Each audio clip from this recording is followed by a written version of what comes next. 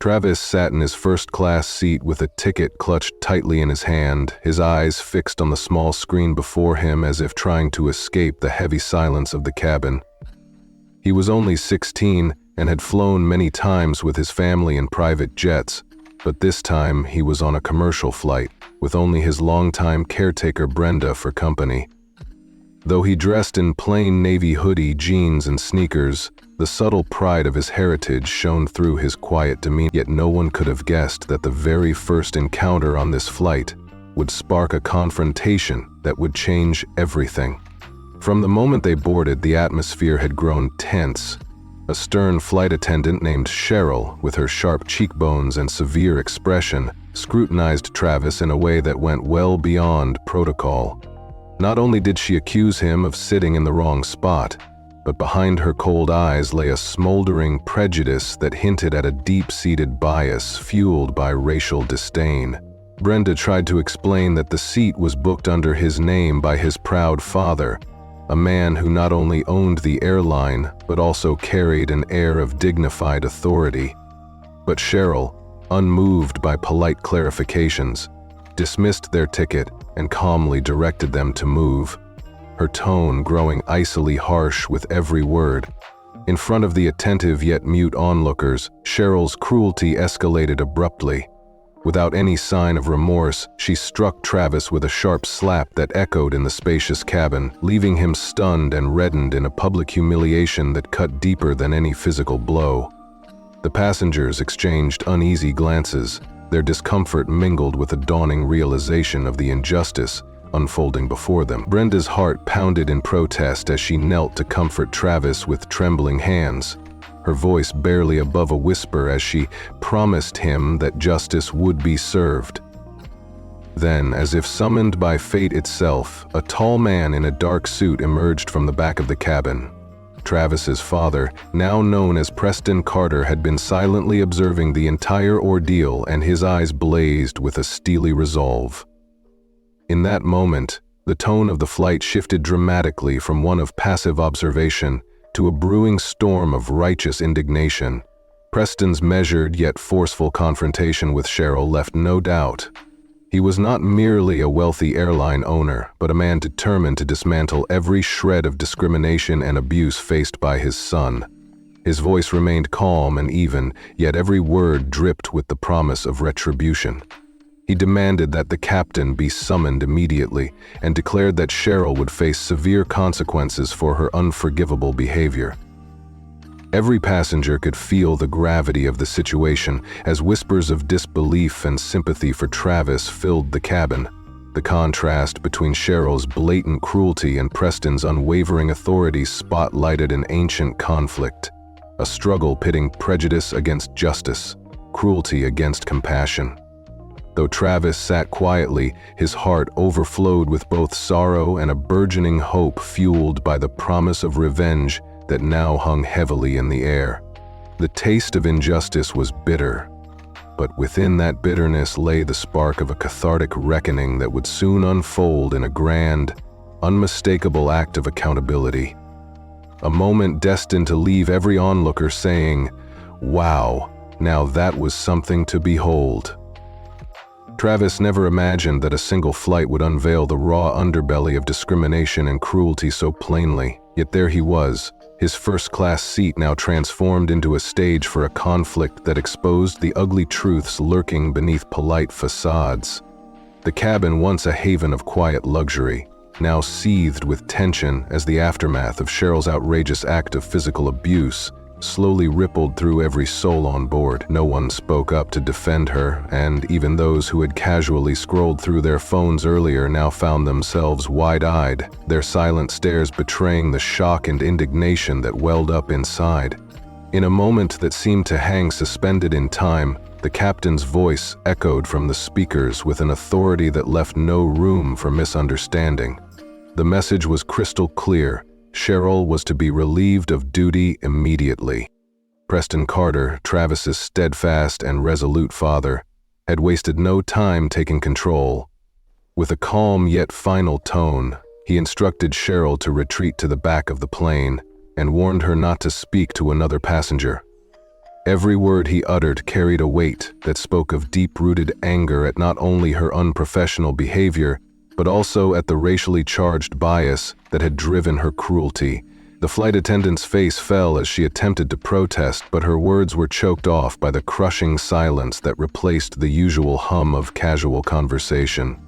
Slowly, with each heavy step, she pushed the drink cart to the rear of the cabin, acutely aware that the eyes of every passenger were upon her, as their judgment was passed in unspoken unity.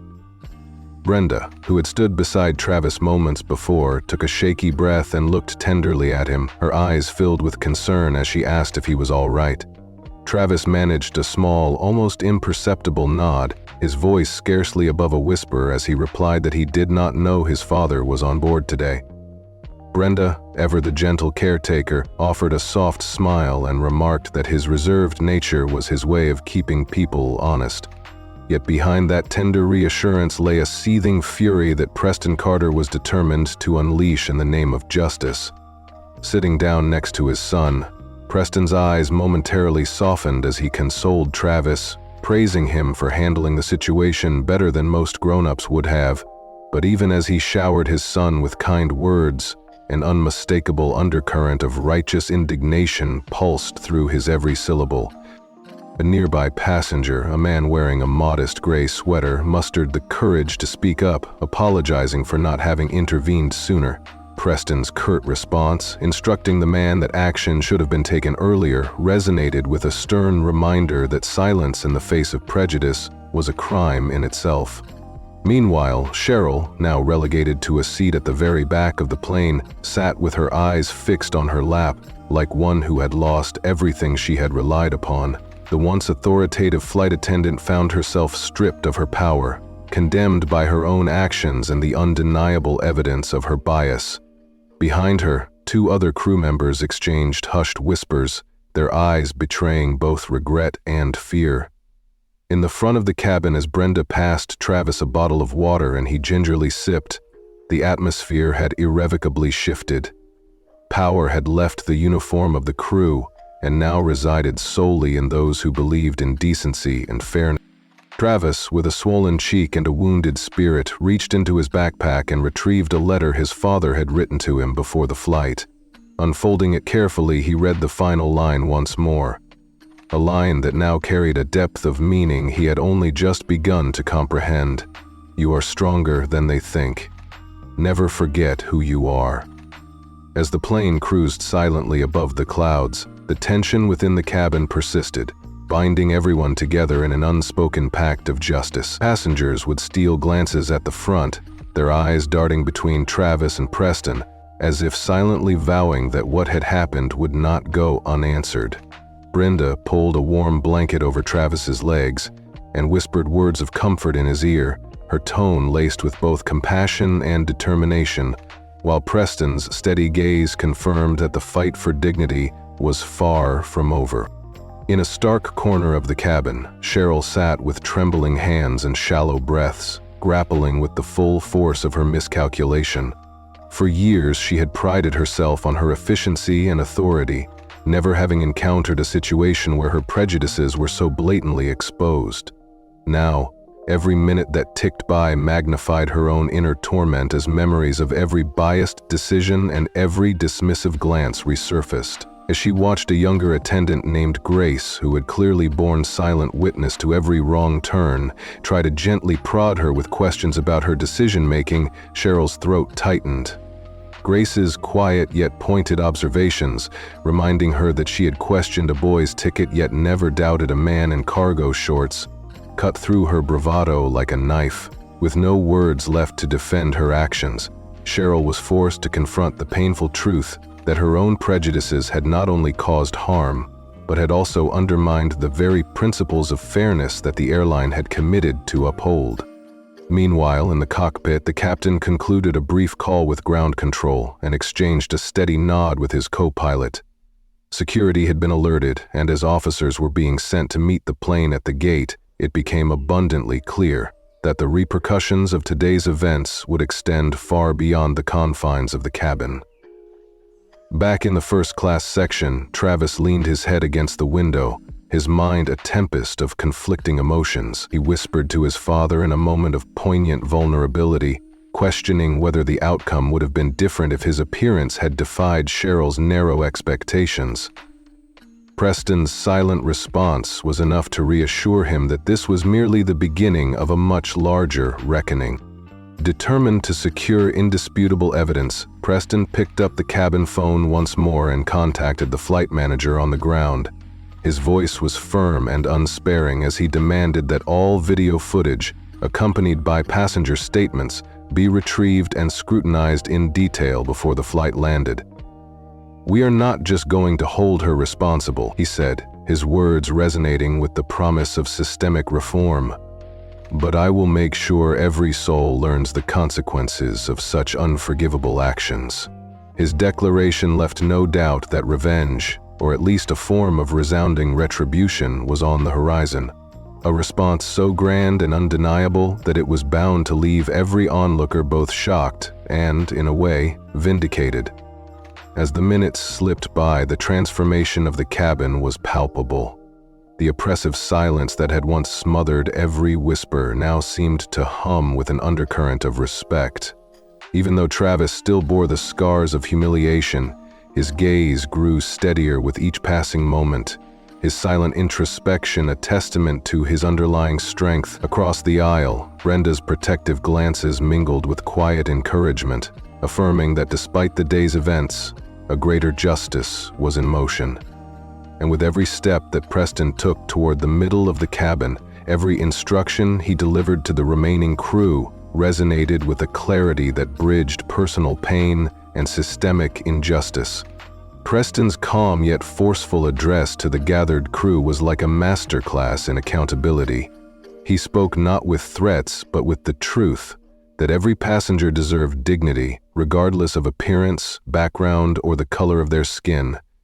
"When you work for my airline," he proclaimed in a tone so measured yet searing, "you answer for the way you treat every individual on this plane. This boy who was unjustly dismissed today is not only my son but a symbol of every young person who has ever been marginalized by outdated prejudices." His words carried a promise that the incident would not fade into obscurity, but would serve as a catalyst for change, provoking a deep and lasting reevaluation of the values that governed their service. With each passing moment, as the crew were instructed to document every detail in comprehensive reports, and as ground security prepared to deliver their verdict, it became increasingly clear that Cheryl's fate was sealed. The entire system was poised on the brink of transformation, with today's events acting as the spark that would ignite a sweeping change. The once comfortable world of first-class travel had become a battleground where the forces of cruelty and discrimination were about to be exposed in the harsh light of day. Preston's final look at Travis as he took his seat once again was filled with an unspoken promise, one that ensured that every injustice, every sneer, and every act of discrimination would be addressed not only for the sake of his son, but for all who had ever suffered in silence. In that moment of resolute determination, the power balance had irrevocably shifted. The silence that had enveloped the cabin transformed into a collective declaration that cruelty would never go unchallenged. Even as the officers prepared to board upon landing, every passenger felt the stirring of something new, a shared conviction that this flight had marked the beginning of a change so profound it would forever alter the way they perceived authority, respect, and the fight for justice in a world too long divided by prejudice. Travis could hardly believe how drastically the atmosphere had shifted since that initial, brutal slap. Now, the tension inside the first-class cabin was almost palpable, the heavy silence punctuated only by whispered condemnations and stifled apologies. Brenda leaned close and murmured to Preston that the crew had never seen anyone like him before, that they had no idea who they were dealing with. Preston offered only the faintest smile in return, his eyes steeled with determination as he knew full well that his reputation and his principles were on the line. "They're not supposed to see me like this," he admitted in a low voice, and yet there was a fierce pride there that spoke volumes about the cost of standing up for what was right. In a row behind them, a gentleman in a crisp business suit cleared his throat. "Sir, I just wanted to say I saw the whole thing. I'm sorry I didn't step in," he said earnestly. Without turning around, Preston replied, his tone calm but laced with an unyielding firmness, "And if you hadn't known who we were, would you still feel sorry?" The man was immediately left speechless as his words evaporated into the oppressive silence that cloaked the cabin. Meanwhile, down in the galley, Cheryl clung to the wall, her heart hammering in her chest as she felt the relentless gaze of her co-workers burning into her back. Beside her, young Grace, the new attendant, fumbled for words. The tension was so thick that even her typically confident voice trembled when she finally spoke. "I made a mistake, I get that." But Grace wasn't finished. This wasn't just a mistake. This was something you didn't even stop to question. You saw him and decided without ever asking or confirming who he really was. You simply assumed he didn't belong in first class. Her words, delivered in a soft but firm tone, cut deep into Cheryl's already wounded pride. "I thought he was trying to sneak in," Cheryl mumbled, her voice barely above a whisper. "I just thought he wasn't worthy." Those words hung in the air, striking her harder than any physical blow could, as she sank into a nearby jump seat and stared at her shoes. The weight of what she had done pressed down on her chest, leaving no room for tears. Not here, not yet. Only a searing feeling of regret and disbelief at her own callousness. For years, Cheryl had prided herself on her strict adherence to the rules and her unwavering commitment to maintaining order on every flight. She had never before questioned a passenger's identity, never before let personal bias cloud her judgment.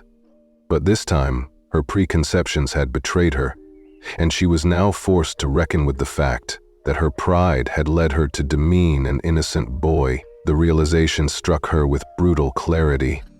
It wasn't about order on the plane, it was about her own skewed sense of superiority. And as she scribbled the words, "Today I let pride speak louder than reason," into her small crew-issued notepad, she felt a profound shame she could neither escape nor fully comprehend. Back at the front of the plane, the hum of the engine suddenly seemed to underscore everything that had transpired. The captain's voice came gently over the intercom, announcing that they would begin their descent in approximately 20 minutes, and instructing everyone to return to their seats and fasten their seatbelts. Passengers shifted in their seats, some pretending to settle in with safety cards or in-flight magazines, while others sat quietly, their eyes ever watchful.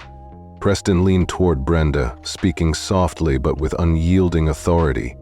"When we land, walk Travis straight to the private car. There'll be press waiting, and I don't want him to deal with cameras or questions." Brenda nodded in agreement, her face etched with both worry and pride.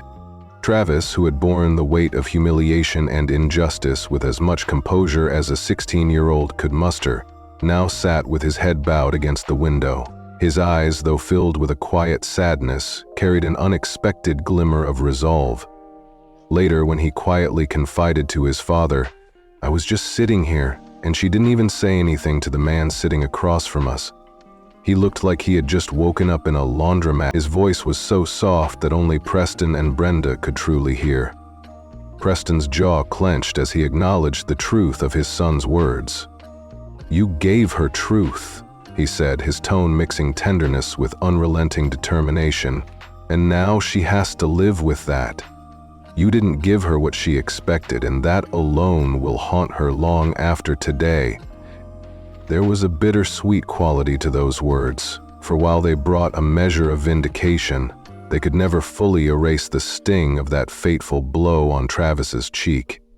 Even as Brenda gently brushed back his unruly curls and reassured him in hushed tones that he had done nothing wrong, the silence in the cabin only deepened.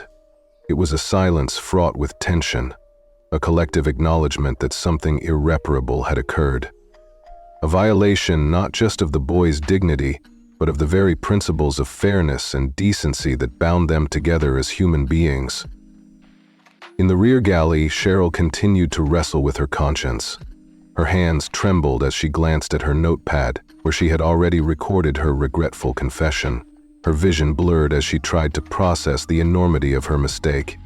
Before her, Grace stood silently with her arms crossed, her expression shifting from stern disapproval to a softer, more pained understanding. "You know what's going to happen when we land?" Grace asked quietly. Cheryl's lips parted in silence, and then she whispered with a tremor, "Do you think I deserve it?"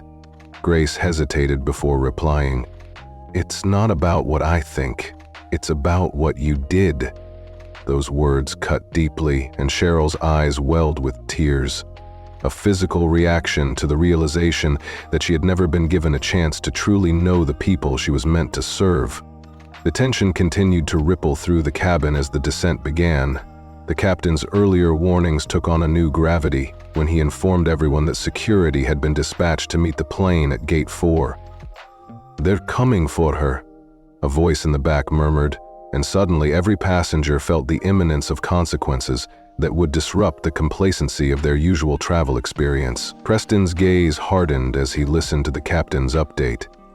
"This isn't just a private matter," he murmured to himself. "It's a matter of systemic injustice that will no longer be tolerated."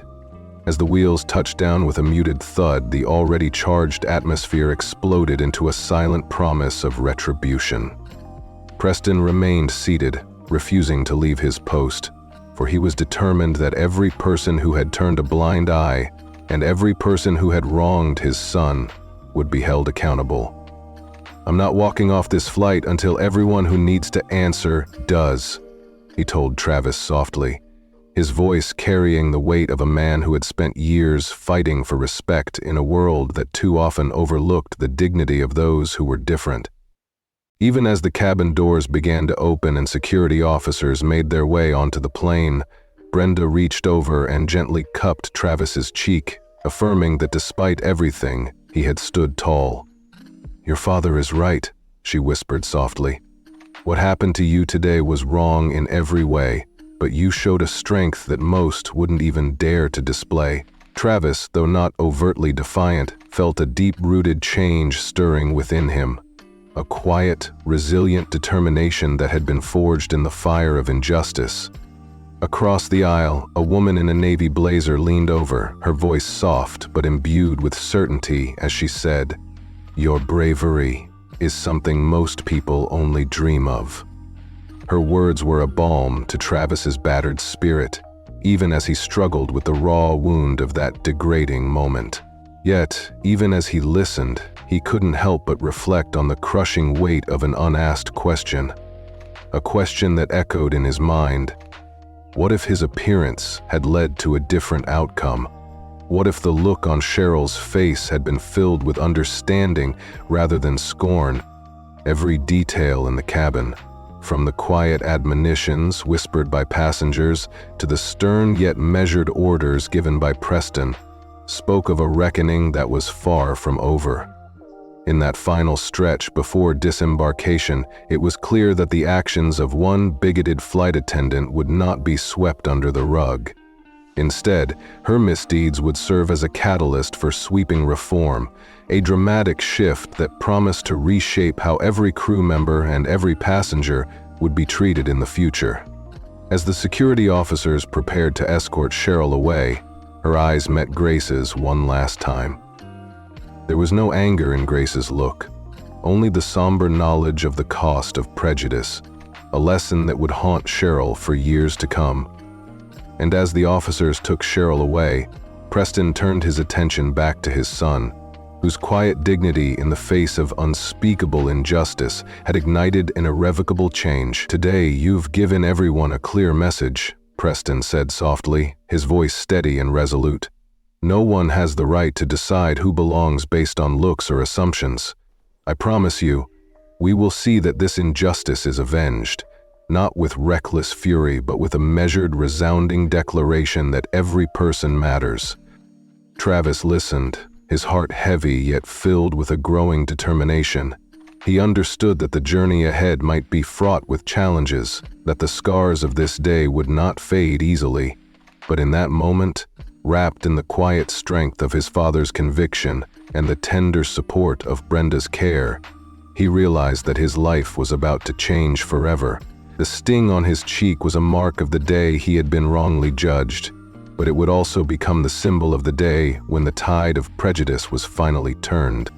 Even as the final announcements echoed through the cabin and the wheels of the plane rolled toward the gate, the impact of what had occurred lingered in every heart on board. It was a moment that would be remembered not just as a personal vindication for Travis, but as a thunderous call to action for a society long mired in outdated beliefs. And as the first rays of the morning sun peeked through the windows of the arriving aircraft, it was clear that a new chapter was about to begin, one in which justice would finally triumph over cruelty, and every soul, regardless of appearance or background, would be treated with the dignity they so richly deserved. Travis could hardly believe the whirlwind of emotions and consequences that had spiraled from that single shameful act. When the flight neared its final moments, he recalled the hushed words of an earlier passenger, someone who admitted, "I saw everything, and I should have said something. I'm sorry." Travis, his eyes filled with a quiet yet unyielding resolve, turned toward her with a slight nod and said, "You weren't the only one." His tone was gentle, yet every word resonated with the pain of having been so blatantly dismissed by someone who was meant to serve. Across the cabin, Preston remained as stoic as ever. He was not the kind of man to explode in anger publicly, but inside his quiet determination was sharpening into a potent promise of retribution, a promise that was growing stronger with every tick of the clock. As the aircraft descended and the clouds gave way to the twinkling city lights below, the reality of what was about to unfold set in. Preston peered out the window, noticing that the ground teams were already mobilizing outside the jet bridge. His assistant had followed the strict protocols. Security would be stationed just outside the aircraft, discreet yet ready, and two of his top executives were standing by, one of whom had already received Cheryl's name. The process was in motion. Every piece of video evidence was being reviewed by legal experts, and what would come next was going to be swift and irrevocable. Inside the rear galley, Cheryl wiped her face using her sleeve, her cheeks now blotchy with the flush of disgrace. Her name badge, once a symbol of authority, no longer carried the same weight. She could hear the landing gear lowering with a familiar mechanical hum, and as the cabin lights dimmed slightly, the captain's final call to prepare for landing resounded throughout the plane. Cheryl, now standing on trembling legs, walked over to the intercom, her fingers hovering uncertainly over the button. She knew she had nothing more to say. Everyone in the cabin knew what had transpired. Instead of speaking up to defend herself, she turned away and sat facing the rear bulkhead, like a child waiting outside the principal's office, burdened by the overwhelming consequences of her judgment. Grace, the younger attendant who had earlier witnessed every moment, stood near her with arms crossed and a look that was at once empathetic and accusatory. "You still have a chance to say something before this is over," Grace whispered, her voice tight with the weight of unsaid truths. But Cheryl's silence said it all, and her guilt was as palpable as the tension that hung over the cabin. Back in first class, Preston reached into his coat pocket, pulled out his phone and typed a single, decisive line: "Press. No statements today. Let the footage speak." Brenda, always tender and protective, leaned closer to Travis as she reminded him in a soft voice that when the door opened, flashing cameras would be everywhere. "Just keep walking, don't stop, and don't speak," she urged, the worry in her eyes mingling with fierce pride in his quiet bravery. Travis, the young man who had been forced into a position he never asked for, muttered quietly, "I don't want to be famous." But Preston, his voice low and unyielding, replied, "You're not just a face in the crowd, Travis. You're visible, and now they're gonna have to confront what they ignored for so long." The plane's wheels touched down with a gentle thud, and as it rolled onto the tarmac, passengers began to stir. They gathered their belongings slowly, the seatbelt sign still aglow above them. Meanwhile, Preston, Brenda, and Travis remained in their seats, absorbing the gravity of the moment. In the background, the woman in a navy blazer rose once more and addressed the silent assembly with a clear tone. "You all saw it happen. A boy was slapped, and not one of us stood up. Her words rippled through the cabin like a solemn verdict. A gentleman in a business suit nodded slowly, adding, "That's not going to leave my mind anytime soon." And soon enough, murmurs of "it's on camera" echoed softly among the passengers. Yet even as they whispered, Travis observed something subtly shifting in the air, a mix of guilt, reflection, and even a hint of respect for the courage that had been forced upon him. Outside, 3 uniformed security officers waited at the edge of the jet bridge. One of them clutched a clipboard while another meticulously scanned the crew manifest. Although Cheryl had not yet seen them, the presence of these officials was a chilling reminder that her actions were about to catch up with her. With a click, the cabin door sealed and the customary announcements resumed. But there was no jovial chatter, no scramble for overhead luggage. Instead, an eerie, tense stillness prevailed. Preston maintained his calm composure, his phone safely tucked away as he observed the scene. Brenda, ever the protector, leaned toward Travis, softly instructing him not to look back but to focus ahead when it was time to leave this chapter behind. Travis's heart pounded, not out of fear but from the weight of the moment and the realization of what was at stake. His thoughts turned to what might happen to Cheryl if she would ever understand why her prejudiced actions had such profound consequences. In the rear of the plane, Cheryl finally rose from her seat, smoothing out the wrinkles on her skirt with trembling hands. No one in her own crew offered a word of comfort. Instead, they avoided eye contact as if she were a stranger. The intercom buzzed softly in the galley, and one of the junior attendants, eyes full of reluctant duty, informed her, "They're asking for you." Cheryl froze, her throat dry and her palms clammy as she stepped out of the galley and slowly began her journey down the aisle. Every eye in first class followed her as she passed by, those very same seats that once belonged to the person who had taken pleasure in degrading others. She moved through the cabin with a slow, heavy tread, the floral scent of her faded perfume lingering sadly in the air.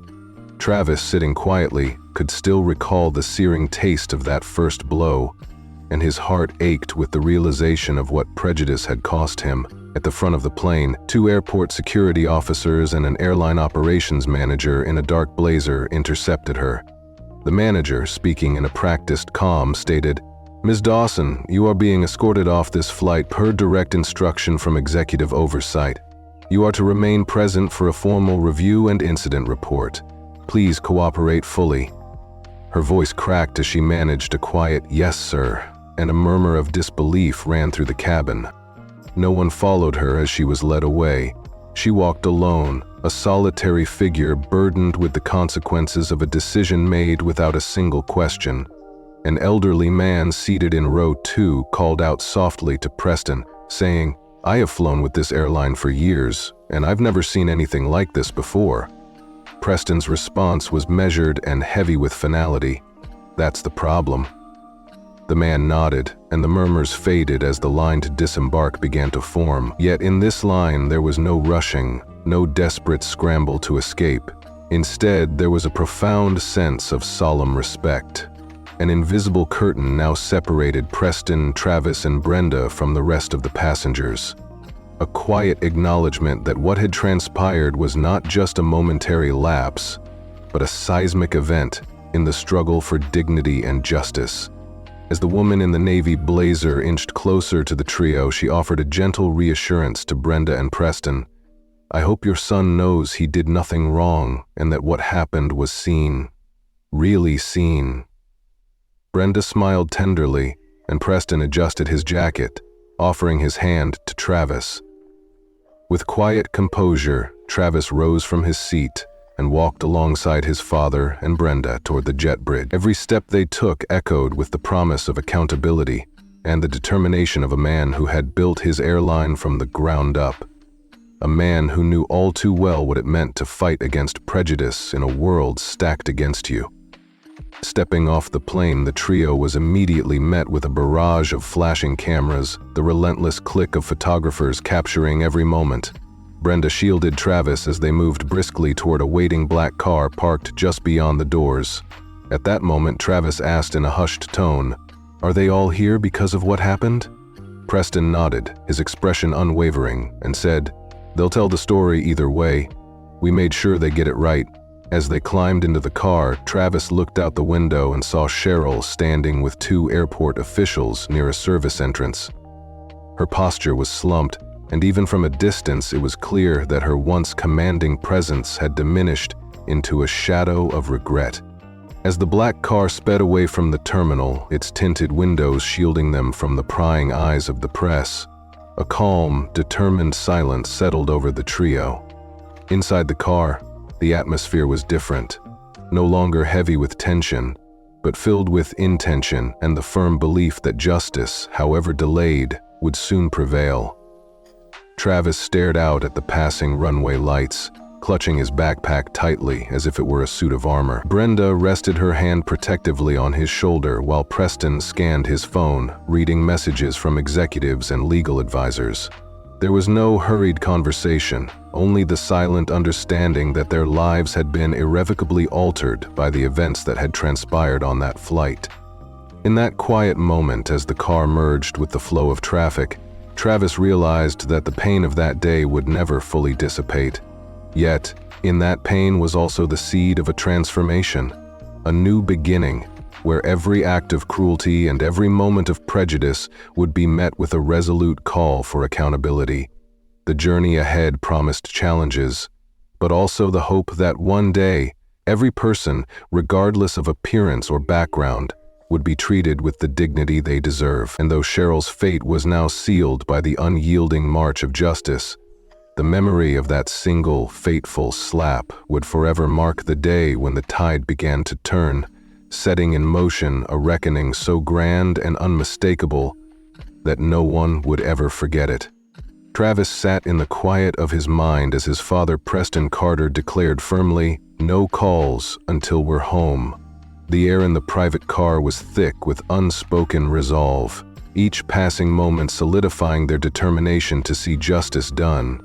Travis, whose heart still ached from that fateful flight, finally broke the silence with a soft but steady query. What is going to happen to her? Preston's eyes, as calm as the deep blue sky outside the window, met his son's with unwavering intensity. "That depends on her," he replied, his tone measured yet loaded with finality. "But she is not walking away as if nothing happened, and she will never have the power to decide who belongs in first class ever again." Travis nodded slowly, recalling how confident and imperious the woman had looked when she told him to move. Brenda, always the tender guardian by his side, quietly added, "She looked so sure of herself when she ordered you around. I think she has done it before. Maybe not always with her hands, but with her eyes, her tone, and her assumptions." Preston fixed his gaze out the windshield as the runway came into view. "That type of power is not in rules or laws. It is in the quiet belief that no one will ever stop you. Well, she picked the wrong child, and you picked the wrong father to challenge her." Back at the airport, separated from the triumphant group, Cheryl sat alone in a cold, windowless conference room near the staff operations wing. The overhead lights buzzed incessantly, and the only sound was the ticking of a small clock on the wall, a harsh reminder of the inexorable passage of time. Her uniform blazer lay neatly folded on a chair beside her, as if mocking her lost authority. With her hands laced together so tightly that her knuckles went white, she could not hide the racing of her heart. It was not fear of losing her job that troubled her, but the crushing realization of how completely she had failed. Opposite her, the airline's regional human resources manager reviewed a printed incident report with an impassive expression. The report detailed every moment of that awful flight, affirming that Cheryl had slapped a teenage boy in full view of witnesses. She had denied him his legitimate first-class seat after carefully verifying his ticket. And most damning of all, she had made these decisions solely based on his appearance, his attire, and her own prejudiced notion of who should never be allowed such privileges. "Miss Dawson," the manager began, placing the crisp papers before her. "Before we continue, is there anything you would like to say?" Cheryl's throat tightened. She opened her mouth, but no words came out. After a long pause, her voice cracked as she admitted, "I didn't think he belonged. I thought he was lying." The manager's eyes softened just a fraction as she noted, "Now I understand it was not a simple mistake. You treated him like a problem before you even spoke to him." With a final nod, the manager informed her that while the Carter family had decided not to press criminal charges, Mr. Carter had made it unequivocally clear that a full board review was coming and that Cheryl was suspended until the review was complete. As if to drive the point home, the manager slid a short, forceful email across the table. Cheryl hesitated for a moment before reading it. The message from Preston was blunt. "She doesn't owe me an apology. She owes my son her respect. He didn't get it, and now he will." Slowly, with tears gathering at the corners of her eyes, she lowered the paper. The sting was not for her career, but for the reflection in the mirror. A reflection of a person who had let pride and bias govern her actions, leaving her irrevocably diminished. At the same time, far from that grim room, the Carter family reached the sanctuary of their private residence, a sprawling, gated property that exuded both elegance and warmth, a sharp contrast to the chaos left behind at the airport. Inside, the home exuded comfort and resilience, a safe space away from the harsh glare of the public eye. Brenda guided Travis toward the stairs, but he stopped midway, turning back to his father with an expression of vulnerability that belied his quiet courage. "Dad," he said softly, "I just want to go to school like normal tomorrow. No drivers waiting, no one escorting me, just normal." Preston raised an eyebrow, surprised by the simplicity of his son's desire. "You sure?" he asked, his voice gentle but resolute. "Yeah," Travis replied with a small nod. "I don't want to be treated like something special because of what happened. I just want people to see that I belong without having to prove it." Preston inhaled slowly, then walked over and placed a reassuring hand on his son's shoulder. "You never have to prove anything to anyone, Travis," he said warmly, "but if you want your life to be normal, we'll give it to you." A small smile flickered on Travis's face, the first genuine smile all day, and Brenda quickly embraced him, nudging him toward the sanctuary of his room. After Travis disappeared upstairs, Preston sank into the living room chair and stared blankly at the ceiling. It had been a long flight, but now nothing was more turbulent than the fallout from a woman's misguided judgment. A judgment that had so carelessly dismissed the dignity of a quiet boy in seat ton A. That boy, now indelibly marked by the cruelty he had endured, would never be overlooked again. In the pale light of the next morning, the serenity of Preston's residence belied the storm that had passed. Brenda stood in the kitchen, methodically packing Travis's lunch, as morning news played softly in the background. The television flashed headlines that confirmed what everyone already knew. Airline flight attendant under fire after first-class incident involving CEO's son. Preston, a cup of steaming coffee in hand, watched his son lace his sneakers with a calm determination that contrasted sharply with the turmoil of recent hours. Travis, dressed in his usual style, a comfortable hoodie, a well-worn backpack, and headphones casually draped around his neck, appeared every bit a typical 16-year-old. Yet, Preston understood that nothing about this morning was truly normal. "Your driver's waiting," he reminded gently, only for Travis to reply without turning around. "I told you I want to take the bus." Preston smiled and nodded, conceding that sometimes normalcy had to be earned bit by bit, even if it meant a driver following discreetly at a safe distance. Travis sighed, gathered his belongings, and, with a mix of resolve and trepidation, faced his father. "If anyone asks about it today, what should I say?" he asked. Preston's eyes held a steady light as he answered, "You don't owe anyone your story, but if you choose to speak, just tell the truth and nothing more." Before Travis stepped out the door, Brenda slipped a small, folded note into his hoodie pocket with a wink, advising, "Don't open that unless you need it." Travis managed a quiet smile as the door closed softly behind him. Outside, Travis stepped off the bus and headed for school, his hoodie pulled up to obscure his face. In the hallway, whispers followed him, and a few students stared openly. At one point, a fellow student stepped directly in front of him near his locker and said, "Hey." His voice trailed off, unsure and laden with the echoes of what had transpired on that infamous flight.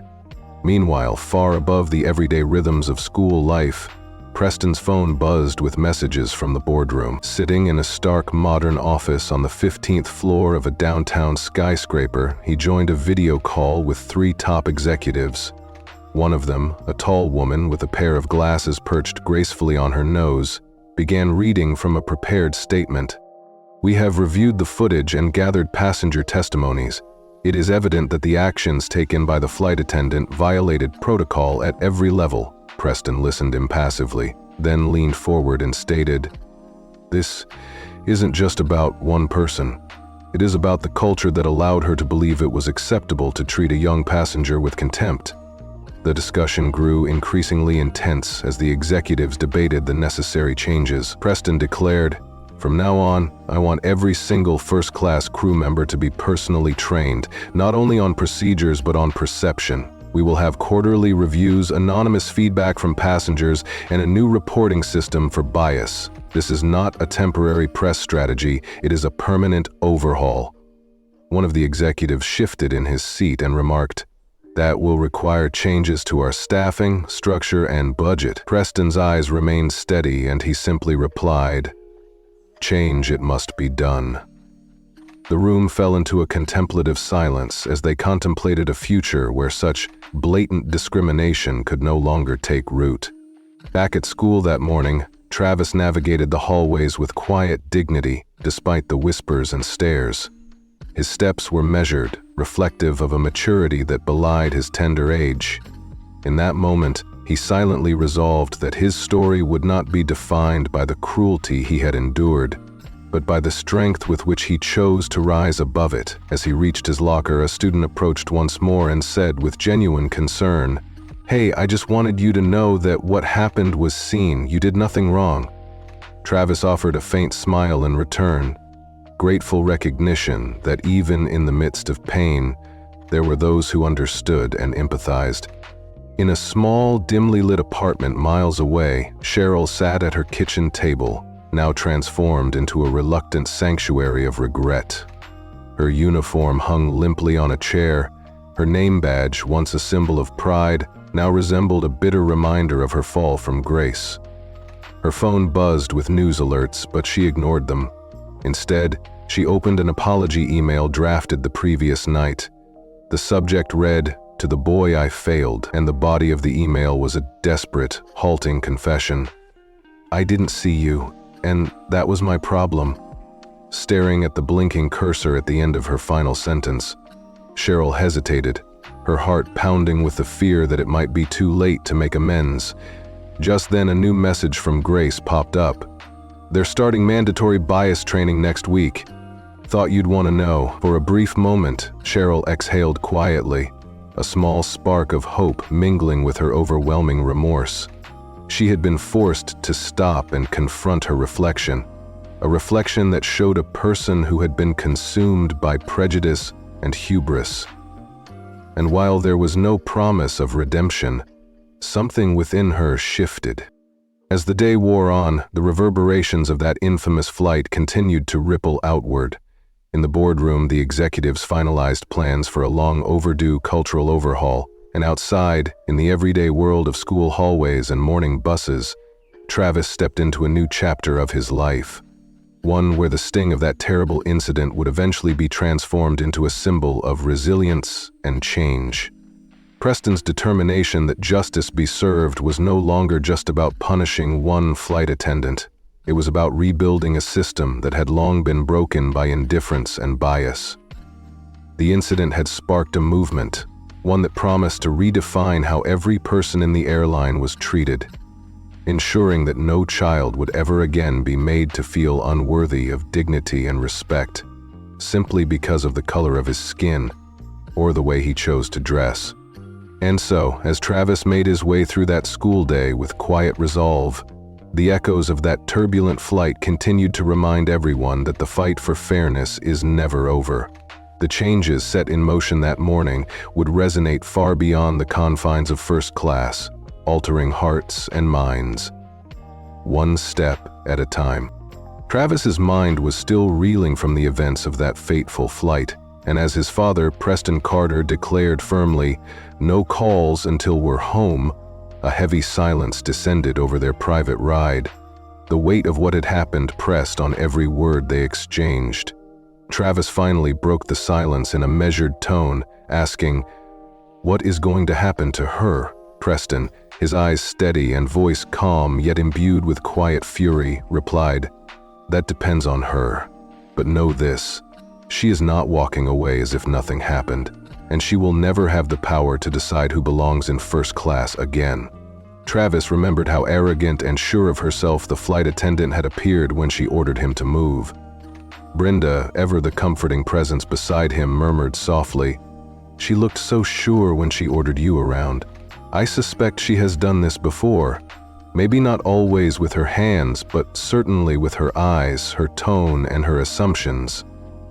Preston's gaze swept the window as the ground came into view, his tone measured when he continued, "That kind of power is not found in rules or laws. It comes from a belief that no one will challenge you." Well, she picked the wrong child, and she certainly picked the wrong father. Back at the airport, away from the protective bubble of family, Cheryl sat alone in a cold, windowless conference room near the staff operations wing. The harsh fluorescent lights buzzed overhead, and the only sound was the relentless ticking of a small clock on the wall, a steady reminder of time slipping away as her fate hung in the balance.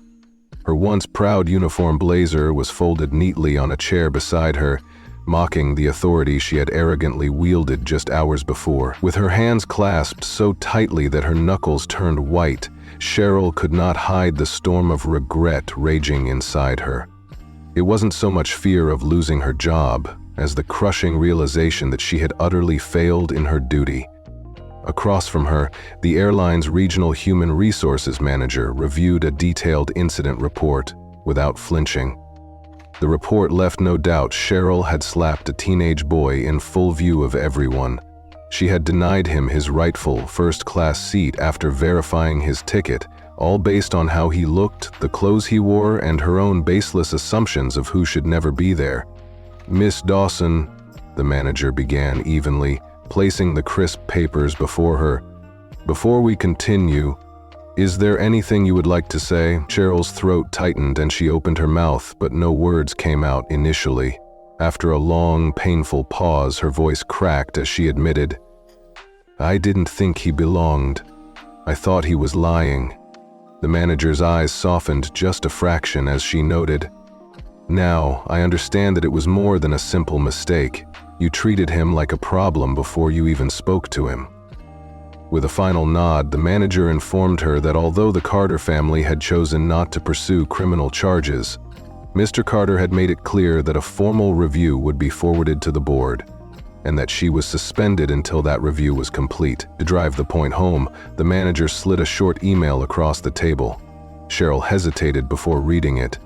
It was a terse, unapologetic message from Preston that read, "She doesn't owe me an apology. She owes my son his respect. He didn't get it, and now he will." Slowly, with tears welling at the corners of her eyes, Cheryl lowered the paper. The pain she felt was not for her lost job, but for the image of herself in the mirror. A woman who had let pride and prejudice dictate her actions, leaving her diminished beyond repair.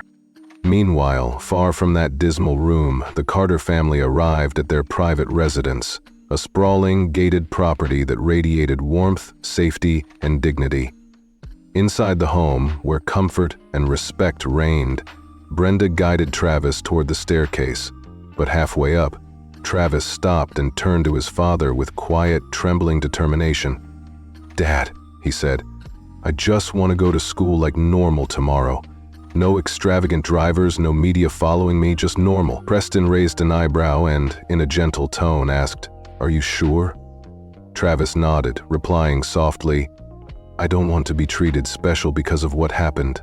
I want people to know I belong without having to prove it." Preston inhaled slowly and placed a comforting hand on his son's shoulder, assuring him, "You never have to prove anything to anyone.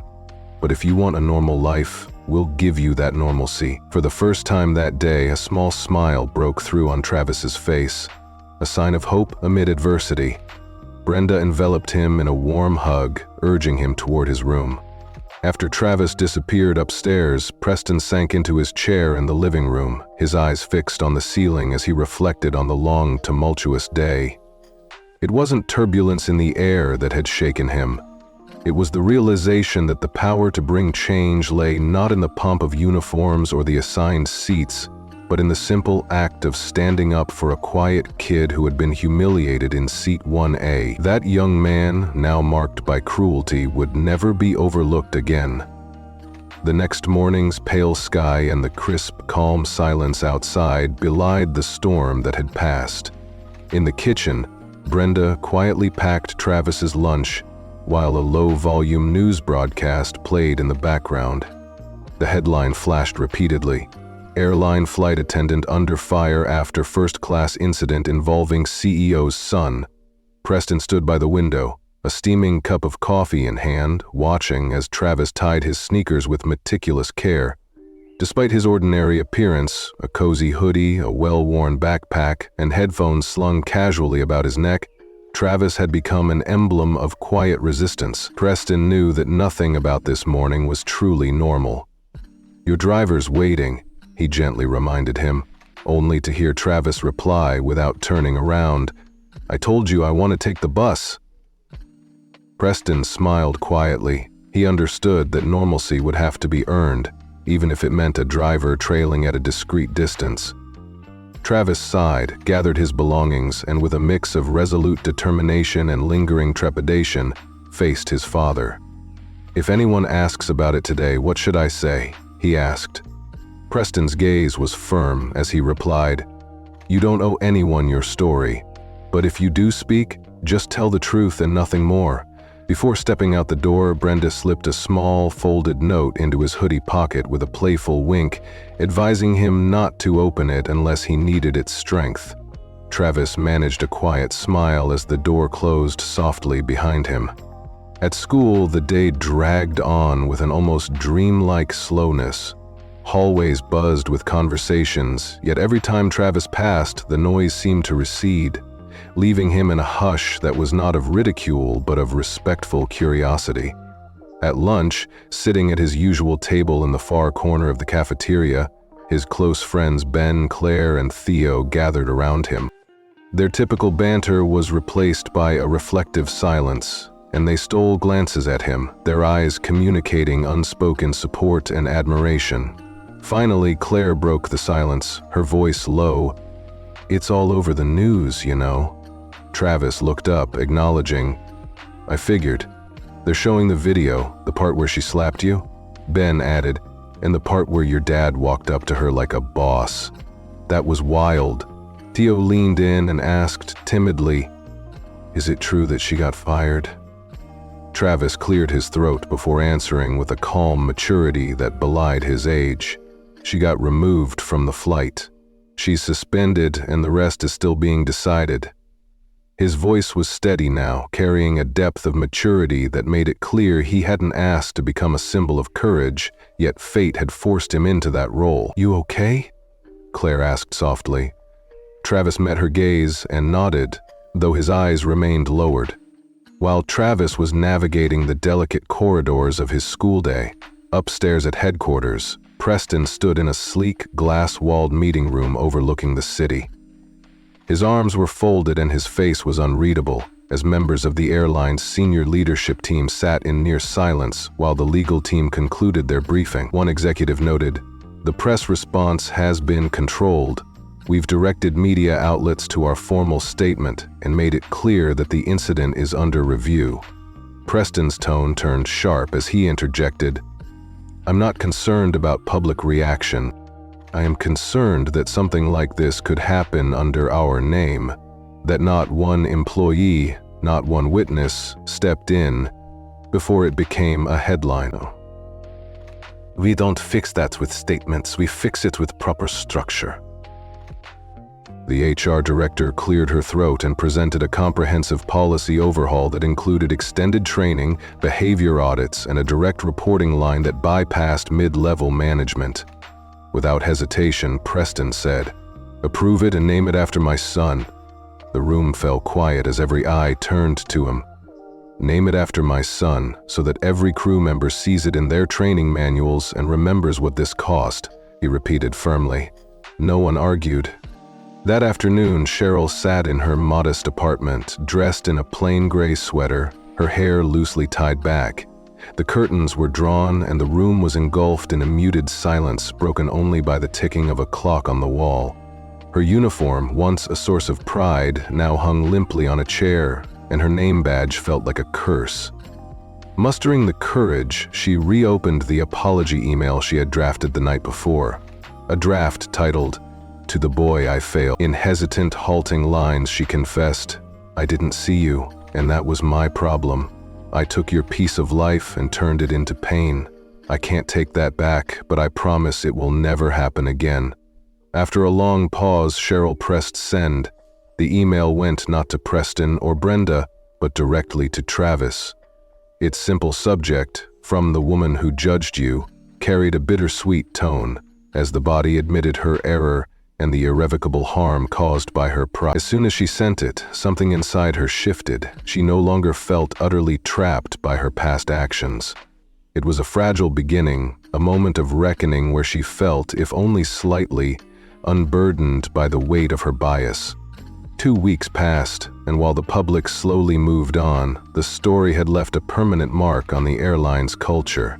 Within company corridors, every internal memo regarding conduct, equality, and passenger respect now bore the title, "Elliott Carter Policy Reform," ensuring that no employee would ever forget the cost of silence and indifference. Crew members were required to undergo training that delved deep into behavioral psychology, implicit bias, and emotional intelligence. These sessions did not rely on standard PowerPoint slides or cookie-cutter quizzes. Instead, they featured real case studies, including Travis's harrowing story, to force an uncomfortable confrontation with the painful reality of discrimination. In one such session, as flight attendants listened to the recounting of how a properly ticketed teenage boy had been publicly humiliated and physically struck, some squirmed in their seats, and one admitted, "I would have stepped in." The facilitators even reply, "And why did no one else?" left an echoing silence, one that spoke of collective guilt and the urgent need for change. At school, Travis's days began to settle into a cautious routine. The heavy stares in the hallways had diminished, and whispers of admiration replaced the earlier buzz of scandal. His peers recognized his resilience. One 7th grader, Marcus, approached him one lunchtime, his voice trembling slightly. "Hey, I saw what happened on the news. I just wanted to say it was wrong." Travis managed a small, sincere smile and replied quietly, "Thanks." Marcus hesitated and then said, "People used to tell me I didn't belong in honors class, but you proved that you earned your spot. Don't ever let them make you forget that." Travis nodded, feeling the weight of those words as not an anchor, but rather as wings lifting him above the cruelty of the past. That evening, as Preston came home early from a board meeting, one where he had been offered an award for leadership in crisis, an accolade he quietly declined, he sat in the den with Brenda. With a weary sigh, he told her, "They want to congratulate me for fixing something I allowed to exist, but I'm not taking credit for cleaning up my own house." Brenda stirred her tea and replied softly, "You didn't build the problem, Preston." His eyes narrowed slightly as he reflected on the day's events. He was determined that no one would ever be allowed to silence a cry for justice again. Their conversation trailed off as the quiet responsibility of their new reality settled in. In the days that followed, media attention slowly waned, but the internal reforms took firm root. Every aspect of the new policy was designed to ensure that the pain inflicted on a quiet kid in first class would never be repeated. For Travis, the incident that had once threatened to cast a long shadow over his life now became the catalyst for change, not just for him, but for an entire system that had long taken its power for granted. And as he walked through the school halls each day, his stride became steadier, his gaze more aware, carrying the unspoken promise that no one would ever again be made to feel less than they were. Spencer's heart still pounded as he recalled those final moments when a voice, gentle yet fierce, declared, "I didn't break it, but I didn't see it soon enough either." The words echoed in his mind while a supportive hand rested on his, reassuring him that he was finally being seen when it mattered most. Later that evening, as moonlight poured through his window, Spencer discovered an unexpected email, a student forum invitation from the school principal. The subject read, "Equity and Voice Student Forum Panel Invitation." The message explained that the school was organizing a forum on equality, representation, and student voice, and that his experience would bring real meaning to the conversation. With a steady resolve that had grown over months of silent suffering and public humiliation, he simply typed, "Yes, I'll be there," and hit send, knowing that this was his chance to transform pain into power. For Spencer, the journey was far from over. The memory of that day, the crushing silence when a flight attendant's biased eyes had decided his worth, had steeled him for the moment he would stand before his community. On a bright Saturday morning, accompanied by his steadfast father Preston and his devoted guardian Brenda, Spencer sat in a modest auditorium at the local community center. The walls bore only simple school posters and art, not the glare of corporate logos. As his name was called, he walked up to the stage with trembling hands clutching the microphone. In that moment, he wasn't just the boy who was struck for merely being himself. He was a symbol of every child who had ever been dismissed or degraded for looking different. When the moderator, a kind teacher named Mr. Hadley, asked him to share a moment where he felt powerless, Spencer's voice was steady yet raw with emotion. "I was sitting in a seat my father paid for," he confessed. "I showed my ticket, I followed every rule, but I still got pulled out and hit." She didn't even ask questions, didn't speak calmly, didn't care to know if I was wrong. She just looked at me and decided I didn't belong. His words fell silent across the room, heavy with truth. There was a pause, a moment when every listener, from students to parents, felt the sting of his reality. I didn't yell, I didn't fight, but that day I learned that silence is not strength. We must speak our truth, not only for ourselves, but for every kid told they are too loud, not polished enough, or simply unworthy. As soft, genuine applause rippled through the auditorium, Spencer realized something important. His struggle wasn't his alone. It belonged to every person who had been judged unfairly. Later, at home, Brenda placed a cup of cocoa beside him, whispering words of pride. "I heard what you said today. You made people feel seen." It was then that he began to understand that while the world wasn't fixed overnight, it was finally listening. In that quiet moment, with the night's gentle promise and the letter in his hand affirming his strength, Spencer knew his painful past was paving the way for a future where no child would ever have to prove they belonged.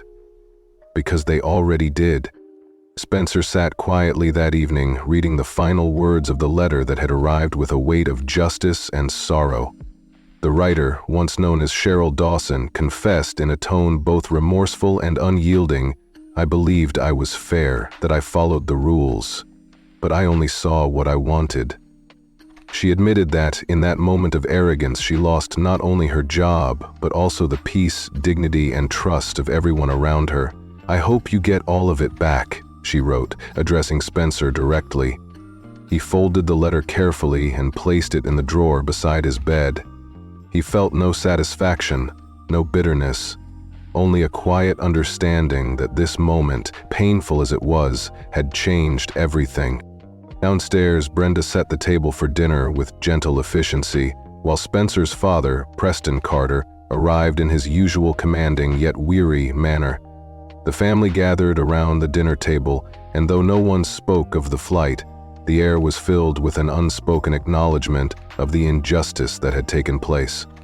They talked about school projects, the big game on Saturday, and Brenda's new cookbook. It was the kind of normal conversation they treasured after a long period of turmoil, a return to the simple, cherished moments of home life that often go unnoticed by those outside their circle. At the close of the meal, Preston leaned over to Spencer and spoke softly. "They've added your name to our new crew handbook, right at the top of the respect section." Spencer paused with his fork halfway to his mouth, feeling the sting of memories resurfacing. "You didn't have to do that," he murmured. "I didn't, Preston," his father replied calmly. "The board made the decision. They said your silence taught them a lesson about the high cost of indifference." Spencer looked down, then slowly added, "I still think about that moment when she slapped me." Preston's eyes hardened with understanding as he said, "You always will. But now, it doesn't hurt quite the same." Outside, the sky shifted from brilliant gold to a deep, thoughtful blue as Brenda gathered the dishes while humming softly. Later that night, Spencer opened his backpack to retrieve the student forum badge he had earned at school, a symbol of the change that his quiet resistance had sparked. He didn't wear it openly, but he held it close as a reminder that a boy in seat ton A, who had been told he did not belong, had quietly taught the world an invaluable lesson by simply staying true to himself. His message had grown beyond his own pain into a call for change that now reached every flight attendant, every policy meeting, every crew training session. Preston, reviewing the final report from Flight 227, signed off on the document that read, "Closed case," with the powerful closing note that one brave silence could empower thousands. As Spencer lay in bed that night, he knew that although the world was not completely fixed, it was finally listening, and somewhere in the quiet corridors of an airline rebuilt on respect, his story would live on, as a spark of truth against discrimination, a call for accountability, and a reminder that genuine strength often comes from simply being seen and staying true in the face of cruelty.